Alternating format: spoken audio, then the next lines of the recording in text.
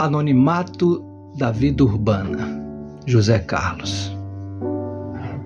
Da esquina, prédio antigo, sem varandas, sem marquise, fachada dura, cor de fuligem. A porta pesada da entrada, que lembrava de um cofre forte, guardava um saguão de piso negro e espelhado, nu, sem plantas, quadros, vidraças ou lustres. Durante o dia, a luz solar, amortecida pelas paredes verde musgo, entrava tímida pelo ádito envidraçado. Ao anoitecer, o porteiro de cara redonda e olhar preguiçoso, usando um cap azul pálido e os ombros galhardos por botões cobreados de uma jaqueta que um mendigo rejeitaria. Acendia 2 lâmpadas enfiadas em velhas e azinhavradas arandelas de latão. Eu estava acomodado no primeiro andar, num apertado quarto e sala.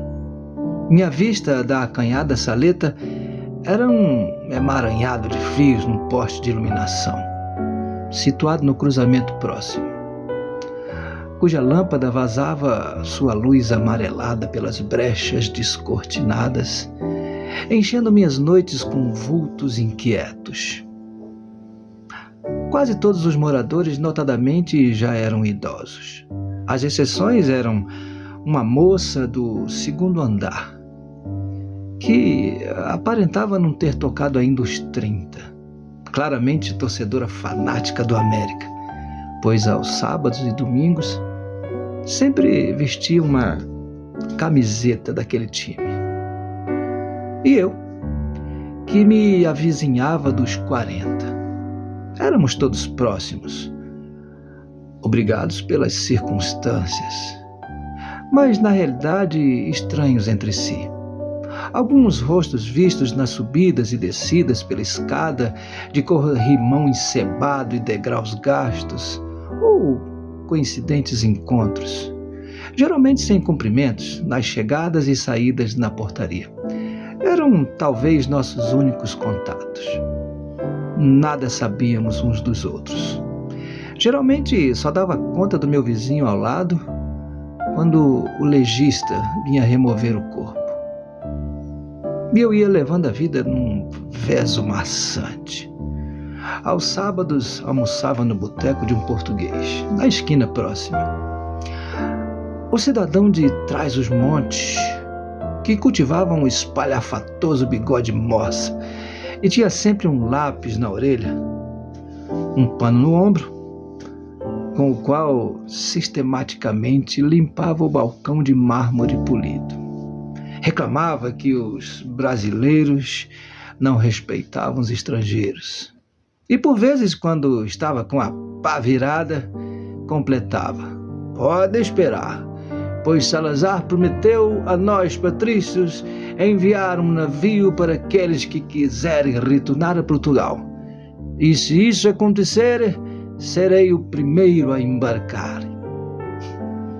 Mesmo tendo que escutar as lamúrias do lusitano, valia a pena frequentar seu estabelecimento aos sábados, pois ele serviu uma ótima feijoada. Aos domingos de manhã eu tomava um bonde, o 13 ou o 11, e descia próximo ao passeio público. Ia muitas vezes perambular pela calçada da Mesbla, recém-inaugurada na Rua do Passeio, para admirar as vitrines da famosa rede francesa e ver os cartazes dos lançamentos na galeria do Cine Palácio. Dali ia caminhando até o Amarelinho, na Cinelândia, e pagava mais caro do que a feijoada do português, por um filé com fritas, ou quando a pila era pouca, me contentava com virada paulista, num restaurante perto dos Arcos da Lapa. Esse restaurante, de mobília escura e sombria, emanava uma mistura de cheiros. As fragrâncias dos perfumes baratos, deixados pelas meninas da noite, se misturavam ao hálito de coisa frita vindo da cozinha. As paredes eram enfeitadas por fotografias enfiadas em molduras de cobre, de antigos escretes do Corinthians. Nos dias comuns da semana, almoçava onde estivesse, já que meu trabalho me levava pelos bairros. Eu era vendedor da Caracu. O jantar quase sempre era um sanduíche de pão com mortadela, que trazia a tiracolo, comprado em alguma padaria pelo caminho. Numa sexta-feira de um novembro calorento, no retorno do trabalho, encontrei na soleira da minha porta um embrulho de papel de pão, singelamente amarrado com um cordão de sisal, contendo uma fatia de bolo de cenoura coberto com creme de chocolate. Não havia nada que indicasse o doador ou doadora. A partir desse dia, tornou-se rotina, sempre nas sextas, encontrar a guloseima. Mas eu jogava sempre o pacote no lixo, com medo de estar envenenada, como no caso de Copacabana. Li pela época que um vigia, por vingança de ter sido demitido pelo síndico, deu aos 2 filhos deste alguns bombons recheados com veneno de baratas. Por pouco as crianças não tiveram suas vidas ceifadas. Mas, tendo passado algum tempo, em certa ocasião, devido a uma greve de bondes, não comprei a mortadela e o pão. Ainda pensei em pedir ao taxista para parar em alguma confeitaria, mas sua carranca mal-humorada não me inspirou a isso. Ao chegar, dei com a iguaria enigmática à porta do apartamento. Era sexta-feira. Com fome, resolvi provar da dádiva misteriosa. Dei por primeiro uma pequena e tímida mordiscada. Depois, devagar, com desconfiança, fui aumentando o naco. Sobrevivi. Era só cisma minha. E a torta estava deliciosa. Os dias iam correndo pelos pachorrentos, até que em uma manhã isso foi tragicamente quebrado. Quando me preparava para o meu passeio dominical habitual, pressenti certo alvoroço no corredor. Olhei pela porta entreaberta e vi um senhor encurvado, alto e magro, apoiado numa bengala. E uma velhinha de cabelos artificialmente loiros, armados com laque, ajustando no pescoço magro um chale marrom. Pareciam apressados. Acabei de me vestir e fui até a entrada do edifício. O zelador, encostado à porta, meio dentro e meio fora, nas pontas dos pés, olhava adiante. Desci a calçada, era um acidente, do outro lado da rua. Um bonde com um motoqueiro, um moreno magro de cabelos escorridos, sentado nos degraus do vagão, olhando fixamente para o cap que tinha nas mãos. Era cercado por um pequeno grupo de curiosos.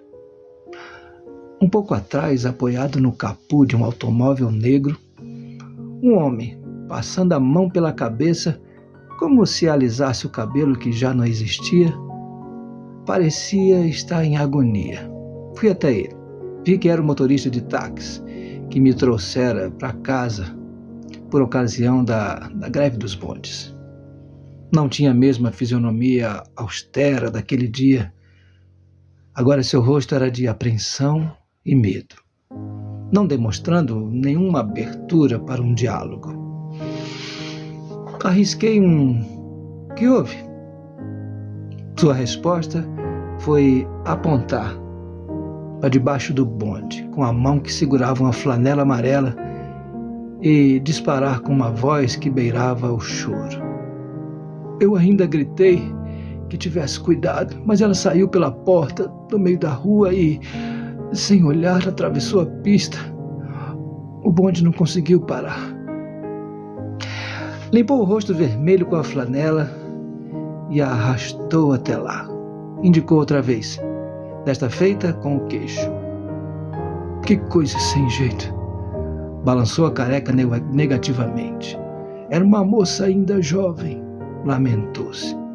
Enxugando uma lágrima furtiva com as costas da mão, a mesma que segurava a flanela.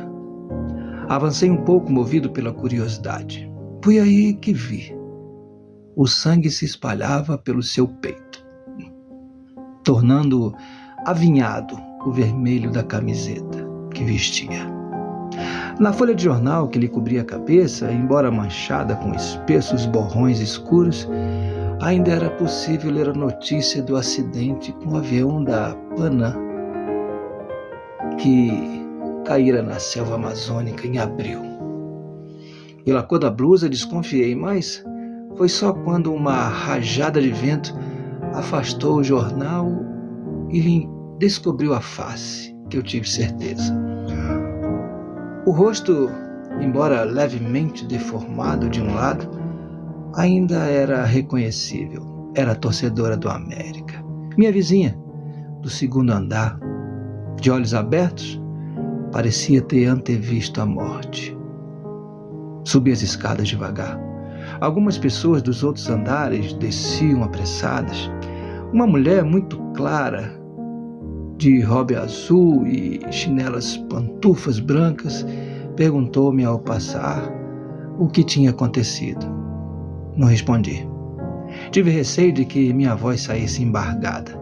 Apenas apertei-lhe o braço como num consolo e, olhando-a numa piscadela rápida, apertei os lábios, maneando a cabeça. Sentei-me, taciturno, no sofazinho do quarto.